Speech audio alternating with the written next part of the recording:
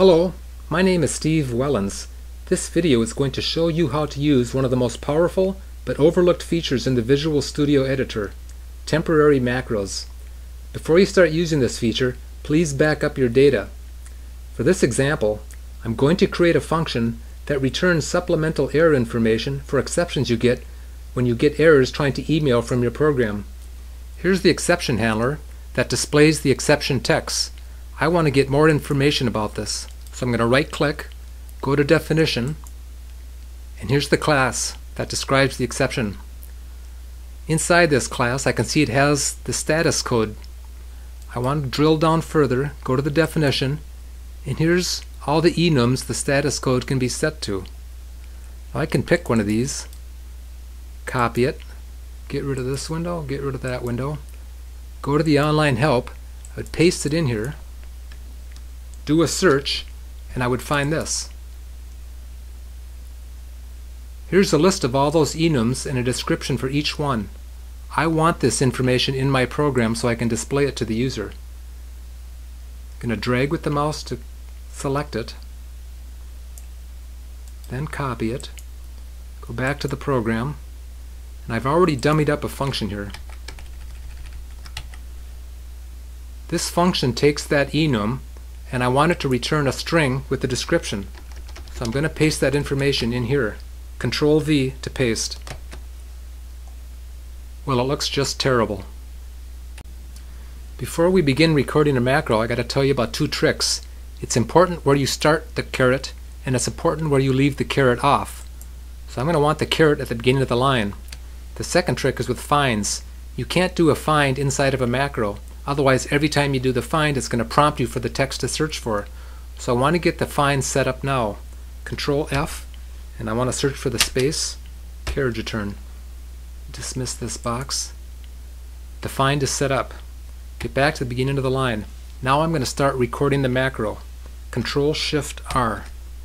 You can see the little macro recorder icon up in the left hand corner there. So what I want to do is start typing case space. Now I want to find the space F3. I want a colon there. Space, double quotation mark, N key to get to the end of the line, another double quote, and a semicolon, down arrow, home key to get set up for the next line. Control Shift R to stop the macro. Now the fun part.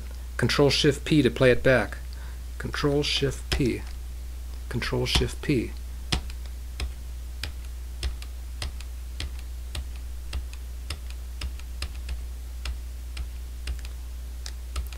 This is a lot better than doing it by hand. Alright, we still have a little work to do. Let's go set up the caret where we want it to be. I'm going to want to search for that colon, so I want to do the search first. Control F, look for the colon. There it is. Get ready to start recording. Oops, I'm going to need this enumeration qualifier. So I'm going to copy it to the clipboard. I'm going to need that. Get the caret back where I want it to be. Start recording the macro. Control Shift R. Hit the right arrow key a few times. Control V to paste. Now I want the dot. Now I want to find that colon. F3, right arrow, space bar, return. Home key, go down to do the next line. Control Shift R to stop recording. Now I'm going to play it back. Control Shift P.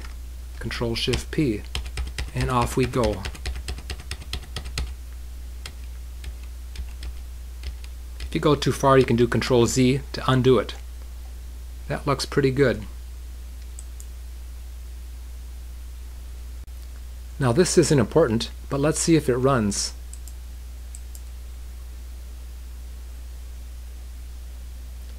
I've deliberately introduced an error, so an exception should be thrown. This is what the exception handler returned. This is from the online help. Kind of interesting that they're not the same, but that's not my problem. Now note that you can run macros on any text file, not just source code. You can do data scrubbing and formatting on comma delimited files, fixed field length files, XML files, any text files. And again, remember, before you start, back up your data. I hope you found this useful. This is Steve Wellens. Thanks and goodbye.